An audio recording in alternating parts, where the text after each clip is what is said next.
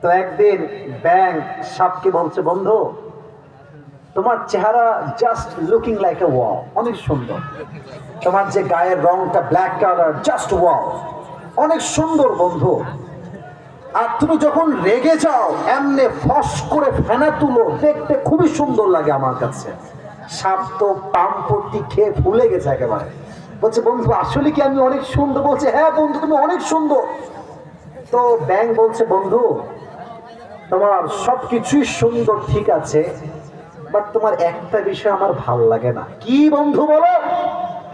বলছে, বন্ধু তোমার চেহারাও সুন্দর, গায়ের রং সুন্দর, ফসফসও সুন্দর, বাট তুমি যখন রাস্তা দিয়ে হেঁটে যাও তখন তিরিং বিরিং করে হাঁটো, এই তিরিং বিরিংটা আমার ভালো লাগে না। তো বন্ধু তুমি একটু সোজা হয়ে হাঁটতে পারো না? সোজা হয়ে হাঁটবা।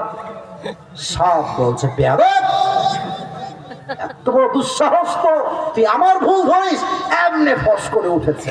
ব্যাং বলছে, ওরে বাবা, এত প্রশংসা করলাম, একটাও ভাল লাগলো না, একটা বদনাম করলাম, গায়ে লেগে গেল। বন্ধু তুমি তো লোক সুবিধার না। এক লাফ দিয়ে পুকুরে পড়ে গেছে। এদিকে বামে ছিল একটা রাখাল, বলছে, কে রে, ফস করে উঠলো রে। দৌড় দিয়ে আসছে, দেখছে মাশাআল্লাহ সাপ মামা এমনি ছবল তুলে আসছে।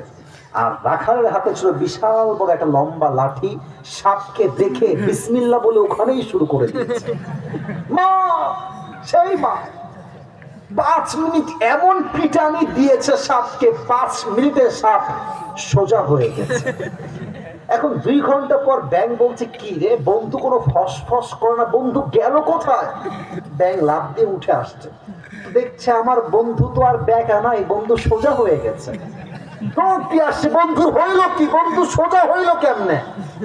এসে দেখছে বন্ধুর জিহবা দিয়ে ফেনামেনা সব বের হয়ে, বিষ বের হয়ে বন্ধু মরে গেছে।